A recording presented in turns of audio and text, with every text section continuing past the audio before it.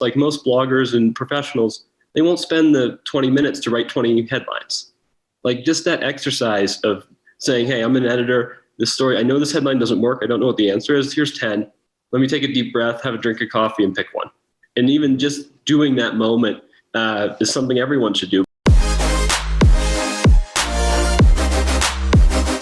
So, I mean, I've always kind of liked search just in terms of like the pureness of intent. And, if you write very specific titles, you're going to have this kind of long tail intent as opposed to like, it's a much better traffic than trying to game the Facebook news feed or whatever. And you're trying to, clickbait and incentivize this thing and get this short-term bump and you're like, it's over. But if you have kind of more specific headlines that will serve people that are at that moment in time many times over, you kind of have a long tail evergreen, group of your library that help you have more stable traffic. So as part of your process then, when people contribute articles to kind of help change those headlines a little bit to rank higher? Absolutely. Most headlines are different on the other side when they come in and they come out. And that's, we've looked around kind of taking some A/B testing tools too, but just in publishing, 65, 70,000 stories, we've kind of learned a lot of trends. And then we kind of teach that to our other editors. And that, creates more, hopefully, long-term benefit for the writer and us. So without just giving away all of your best stuff, what have been some of those trends that you've found? I mean, the trends that people know and they don't want to admit are things that are pretty simple, like numbers in the headline work.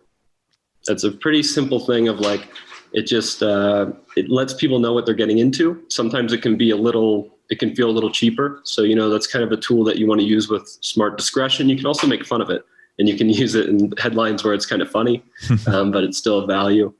Just more specific is like, specificity is a lot of times that what people lack. And especially as you get on to like different, how to integrate this with that, how you write that information, it's actually, you want to know what the intent of other people that are looking for that is. So there's, just a lot of thought there. And just, I hate misleading the reader. Like I want you to come here because you know what you're going to get.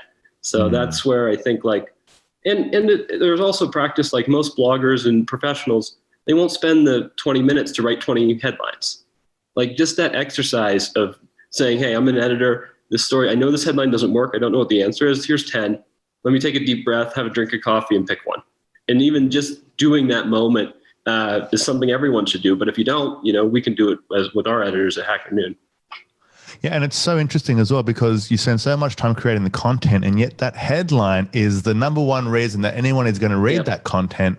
But because that content has often taken so long and taken out so much of you emotionally, physically, it's, at the end, you're just like, oh, it's a pretty good headline. I just want to hit publish so I can get onto my next task. Like done, But it's like, it's such a good piece of advice. Spend 20 minutes and write 10, 20 headlines, then step away, then come back, The other reason people don't do it, they put all this work in, but it's also, you have to admit to yourself where I'm at now is different than where I'm started. What I set out to do was write this. What I did was actually write that, and it's related and it's very good, but it forces you to take a moment of like, I didn't quite do what I wanted, which people don't want to do. Like I did what I wanted, done, So it's a little bit of both of like why a second human is really helpful there.